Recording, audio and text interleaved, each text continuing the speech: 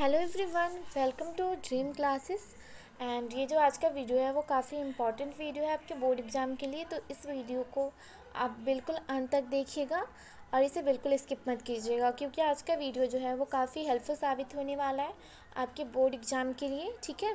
और हाँ, आज हम इस वीडियो में जितने सारे क्वेश्चंस के बारे में डिस्कस करेंगे वो सारे क्वेश्चंस आपके बोर्ड एग्जाम में आ सकते हैं। तो इस वीडियो को आप बिल्कुल अंत तक देखिएगा और इस वीडियो को ज़्यादा से ज़्यादा शेयर कीजिएगा ताकि ज़्यादा से ज़्यादा स्टूडेंट इस वीडियो को देख सके। अगर वीडियो अच्छा लगे तो लाइक कर दीजिएगा, चैनल को सब्सक्राइब कर दीजिएगा एंड बेल आइकन को प्रेस कर दीजिएगा ताकि जो भी वीडियो अपलोड हो तो उसका नोटिफिकेशन आपको मिल जाए। ठीक है। और ये काफ़ी स्पेशल वीडियो है। और हाँ, आज हम इस वीडियो में डिस्कस करने वाले हैं टॉप 20 इम्पॉर्टेंट क्वेश्चंस के बारे में। तो चलिए देखते हैं।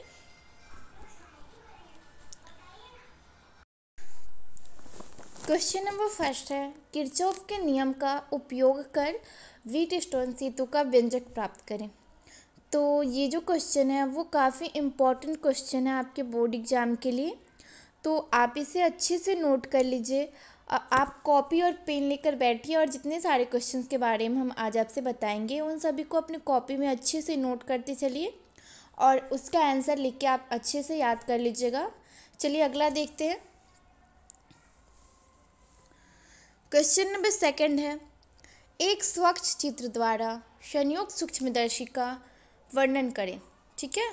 एक स्वच्छ चित्र द्वारा संयुक्त सूक्ष्मदर्शी का वर्णन करें। तो ये भी काफ़ी इम्पोर्टेंट क्वेश्चन है। ठीक है। इसका चित्र बनाना है और इसके बारे में व्याख्या करना है। तो आप अच्छे से इसको नोट कर लीजिए और इसका आंसर लिख के आप याद कर लीजिएगा, क्योंकि काफ़ी इंपॉर्टेंट क्वेश्चन है। इन सारे क्वेश्चन में से आपके बोर्ड एग्जाम में आ सकता है। ठीक है। 100% आ सकता है। तो आप इसे इग्नोर नहीं कीजिए और इसे बिल्कुल अंत तक देखिए इस वीडियो को और इन सारे क्वेश्चंस को अच्छे से नोट करते चलिए। आगे देखेंगे। क्वेश्चन नंबर थर्ड है, चल कुंडली गैल्वेनोमीटर का सचित्र वर्णन करें। चल कुंडली गैल्वेनोमीटर का सचित्र वर्णन करें। ये भी काफ़ी इम्पोर्टेंट क्वेश्चन है। ये बार बार एग्जाम में पूछा जाता है। ठीक है। और इस बार भी आ सकता है आपके एग्जाम में। तो आप अच्छे से इसको लिख लीजिए और इसे याद कर लीजिएगा। चल कुंडली गैल्वेनोमीटर का सचित्र वर्णन करें। आप जल्दी से इसको नोट कीजिए ताकि हम अगला बताएं। चल कुंडली गैल्वेनोमीटर का सचित्र वर्णन करें। चलिए आगे देखते हैं। क्वेश्चन नंबर 4 है, गॉस के नियम का उपयोग कर कूलम्ब का नियम लिखें। गॉस के नियम का उपयोग कर कूलम्ब का नियम लिखें। तो ये जो क्वेश्चन है वो काफ़ी इम्पॉर्टेंट क्वेश्चन है, क्योंकि ये एग्जाम में बार बार पूछा जाता है और इस बार भी आ सकता है। ठीक है। तो इसे इग्नोर नहीं करना है इस क्वेश्चन को, और अच्छे से आप नोट कर लीजिए और इसे भी आप याद कर लीजिएगा। ठीक है। आप जल्दी से इस क्वेश्चन को नोट कीजिए। गॉस के नियम का उपयोग कर कूलम्ब का नियम लिखें। चलिए आगे देखते हैं। अगला है क्वेश्चन नंबर 5 है, यौगिक परावैद्युत वाले एक समानांतर प्लेट संधारित्र की धारिता के लिए व्यंजक ज्ञात करें, व्यंजक प्राप्त करें। ठीक है। यौगिक परावैद्युत वाले एक समानांतर प्लेट संधारित्र की धारिता के लिए व्यंजक प्राप्त करें। तो ये भी काफ़ी इम्पॉर्टेंट क्वेश्चन है। तो इसे भी आप अच्छे से नोट कर लीजिए और इसे याद कर लीजिएगा। ठीक है। आप जल्दी से इस क्वेश्चन को नोट कीजिए ताकि हम आगे देखें। यौगिक परावैद्युत वाले एक समानांतर प्लेट संधारित्र के लिए व्यंजक प्राप्त करें। ठीक है। चलिए आगे देखते हैं। अगला है क्वेश्चन नंबर 6 है, जेनर डायोड क्या है। वोल्टता नियंत्रक के रूप में इसके उपयोग की व्याख्या करें। जेनर डायोड क्या है, वोल्टता नियंत्रक के रूप में इसकी उपयोग की व्याख्या करें। यानी जेनर डायोड किसे कहते हैं उसका परिभाषा लिखना है और वोल्टता नियंत्रक के रूप में इसके उपयोग का व्याख्या करना है। ठीक है, कि इसके क्या क्या उपयोग हैं। आगे देखेंगे। क्वेश्चन नंबर 7 है,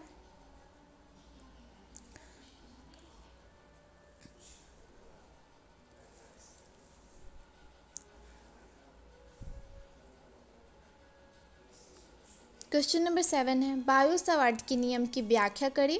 धारावाही वृत्ताकार कुंडली के केंद्र पर चुंबकीय क्षेत्र का व्यंजक ज्ञात करें। ठीक है। बायो-सावर्ट के नियम की व्याख्या करिए। धारावाही वृत्ताकार कुंडली के केंद्र पर चुंबकीय क्षेत्र का व्यंजक प्राप्त करिए। ये भी काफ़ी इंपॉर्टेंट क्वेश्चन है, तो इसे भी आप नोट कर लीजिए अच्छे से। चलिए आगे देखते हैं। क्वेश्चन नंबर 8 है, व्यक्तिकरण को परिभाषित करें। द्विक छिद्र प्रयोग फ्रिज की चौड़ाई का व्यंजक ज्ञात करें। व्यक्तिकरण को परिभाषित करें। द्विक छिद्र प्रयोग में फ्रिंज की चौड़ाई का व्यंजक ज्ञात करें। ये जो क्वेश्चन है ये भी काफ़ी इम्पोर्टेंट क्वेश्चन है, तो इसे भी आप अच्छे से नोट कर लीजिए और इसे याद कर लीजिएगा, ठीक है, इसका आंसर लिख के। देन आगे देखेंगे। क्वेश्चन नंबर 9 है, आइंस्टीन का प्रकाश विद्युत समीकरण लिखें। आइंस्टीन का प्रकाश विद्युत समीकरण लिखें और इसकी सहायता से प्रकाश विद्युत प्रभाव की व्याख्या करें। आइंस्टीन का प्रकाश विद्युत समीकरण लिखें और इसकी सहायता से प्रकाश विद्युत प्रभाव की व्याख्या करना है, ठीक है। तो इसे भी आप अच्छे से नोट कर लीजिए। जितने सारे क्वेश्चन हैं वो सभी इम्पॉर्टेंट हैं, ठीक है। तो सारे आप क्वेश्चंस को अच्छे से नोट कर लीजिए और इसका आंसर लिख के आप अच्छे से याद कर लीजिएगा। तो आप जल्दी से इसको नोट कीजिए ताकि हम आगे बताएं। देन अगला है क्वेश्चन नंबर 10 है, द्विप्रिज्म क्या है? इसके उपयोग से एक वर्णी प्रकाश का तरंगदैर्घ्य कैसे ज्ञात करें? द्विप्रिज्म क्या है? इसके उपयोग से एक वर्णी प्रकाश का तरंगदैर्घ्य कैसे ज्ञात करें?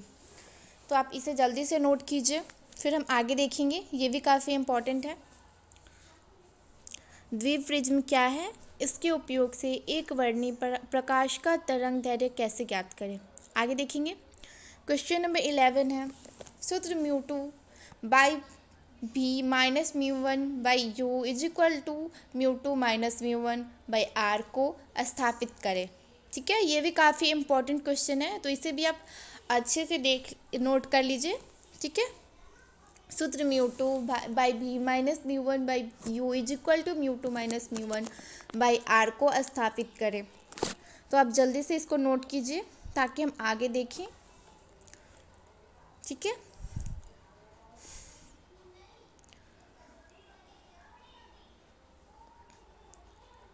अगला है क्वेश्चन नंबर 12 है, धारिता को परिभाषित करें तथा उसका एसआई मात्रक लिखें।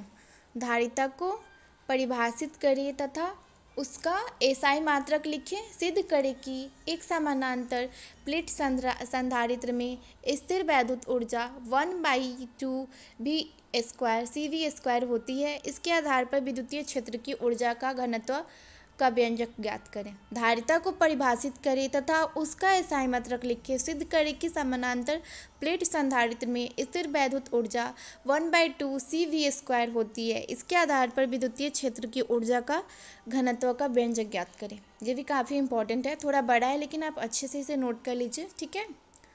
वीडियो को थोड़ा सा स्टॉप करके आप अच्छे से इसको नोट कर लीजिए और इसे भी आप इसका आंसर लिख के याद कर लीजिएगा।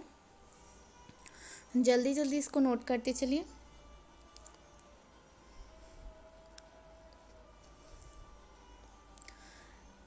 तो चलिए आगे देखते हैं। क्वेश्चन नंबर 13 है, रेडियो एक्टिविटी को परिभाषित करें। क्वेश्चन नंबर 13 है, रेडियो एक्टिविटी को परिभाषित करें। अल्फा बीटा तथा गामा तीनों की प्रकृति गुण तथा अंतर को स्पष्ट करें। रेडियो एक्टिविटी को परिभाषित करें। अल्फा बीटा तथा गामा तीनों की प्रकृति गुण तथा अंतर को स्पष्ट करें। यानी हमें रेडियो एक्टिविटी का परिभाषा बताना है। अल्फा बीटा तथा गामा तीनों की प्रकृति गुण, ठीक है, इसका क्या गुण है और अंतर स्पष्ट करना है। तो इसे भी आप अच्छे से नोट कर लीजिए। क्वेश्चन नंबर 13 है, रेडियो एक्टिविटी को परिभाषित करें। अल्फा बीटा तथा गामा तीनों की प्रकृति गुण तथा अंतर को स्पष्ट करें। आप जल्दी जल्दी नोट करते चलिए, फिर हम आगे देखेंगे। रेडियो एक्टिविटी को परिभाषित करें। अल्फा बीटा तथा गामा तीनों की प्रकृति गुण तथा अंतर को स्पष्ट करें।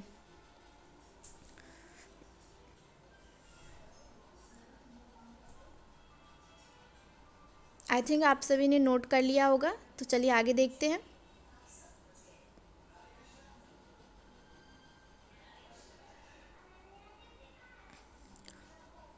क्वेश्चन नंबर 14 है, साइक्ट्रॉन की बनावट, सिद्धांत तथा क्रियाविधि का सचित्र वर्णन करें। साइक्ट्रॉन की बनावट, सिद्धांत तथा क्रियाविधि का सचित्र वर्णन करें। ठीक है, साइक्ट्रॉन की बनावट लिखना है, इसके बारे में सिद्धांत तथा क्रियाविधि का सचित्र वर्णन करना है। ठीक है, तो इसे भी आप नोट कर लीजिए और इसका आंसर लिख के आप अच्छे से याद कर लीजिएगा। आपको ड्रीम क्लासेस के ऐप पे भी इसका आंसर मिल जाएगा। ठीक है, तो अगर आपने ड्रीम क्लासेस का नोट्स लिया है तो आपको अच्छे से इसका आंसर मिल जाएगा। आप वहीं से लिख लीजिएगा इसका आंसर और इसे याद कर लीजिएगा। अगला है क्वेश्चन नंबर 15 है, भंवर धारा को परिभाषित करें। ये कैसे उत्पन्न होती है? भंवर धारा किसी ट्रांसफार्मर में कैसे अनावश्यक है तथा इसे किसी यंत्र में कैसे कम किया जा सकता है? ठीक है, भंवर धारा को परिभाषित करें। ये कैसे उत्पन्न होता है? भंवर धारा किसी ट्रांसफार्मर में कैसे अनावश्यक है तथा इसे किसी यंत्र में कैसे कम किया जा सकता है? तो ये भी काफ़ी इम्पॉर्टेंट है, थोड़ा बड़ा है लेकिन आप अच्छे से नोट कर लीजिए।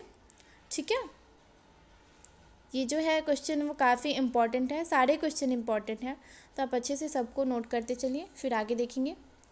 चलिए आगे देखते हैं। अगला है क्वेश्चन नंबर 16 है, व्यक्तिकरण को परिभाषित करें।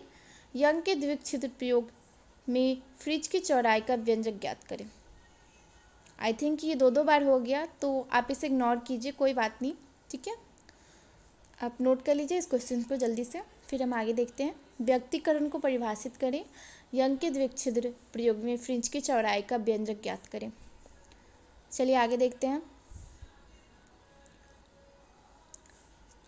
क्वेश्चन नंबर 17 है, समतुल्य लेंस से आप क्या समझते हैं? दो लेंसों के निकाय को कुछ दूरी पर रखा गया है, तो इस निकाय के समतुल्य फोकस दूरी का व्यंजक प्राप्त करें।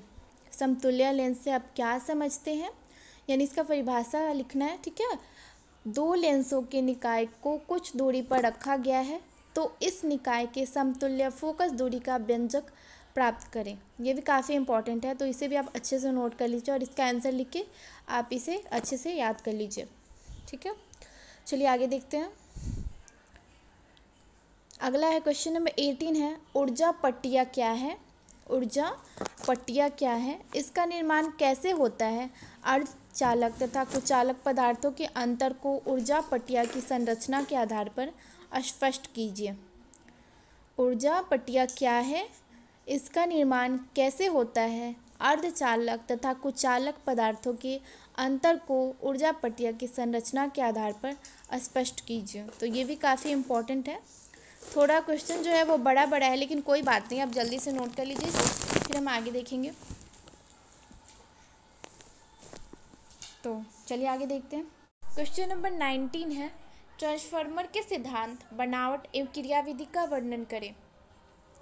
ट्रांसफार्मर के सिद्धांत, बनावट एवं क्रियाविधि का वर्णन करें। ये जो क्वेश्चन है वो काफ़ी इंपॉर्टेंट क्वेश्चन है, वीवीआई है, क्योंकि ये बार बार एग्जाम में पूछा जाता है और इस बार भी आ सकता है। ये 2019 में पूछा गया था। ठीक है, तो आप इसे नोट कर लीजिए अच्छे से, ये इस बार भी पूछा जा सकता है, तो आप इसको अच्छे से नोट करके इसका आंसर लिख के आप अच्छे से इसको याद कर लीजिए, फिर हम आगे देखेंगे। चलिए अगला देखते हैं। क्वेश्चन नंबर 20 है, बोर के सिद्धांत के अभिगृहीतों को लिखिए। बोर के सिद्धांत पर हाइड्रोजन स्पेक्ट्रम की व्याख्या करें। बोर के सिद्धांत के अभिगृहीतों को लिखिए। बोर के सिद्धांत पर हाइड्रोजन स्पेक्ट्रम की व्याख्या करें। ये भी काफ़ी इंपॉर्टेंट है, ये भी काफ़ी इंपॉर्टेंट क्वेश्चन है, तो इसे भी आप नोट कर लीजिए और इसको याद कर लीजिएगा। ठीक है, और इस वीडियो को आप बिल्कुल अंत तक देखिएगा, क्योंकि ये काफ़ी इंपॉर्टेंट वीडियो है आपके बोर्ड एग्जाम के लिए, और इसे सभी स्टूडेंट में शेयर कर दीजिएगा ताकि बहुत सारे स्टूडेंट इस वीडियो को देख सकें, क्योंकि ये वीडियो आपके लिए काफ़ी हेल्पफुल है। ठीक है, बोर के सिद्धांत के अभिगृहीतों को लिखें तथा बोर के सिद्धांत पर हाइड्रोजन स्पेक्ट्रम की व्याख्या करें। आप इसे अच्छे से नोट करके इसका आंसर लिख के आप अच्छे से याद कर लीजिए। आज का वीडियो बस यहीं तक था, मिलते हैं नेक्स्ट वीडियो में। Thanks for watching this video and don't forget to like, share and subscribe. Bye guys.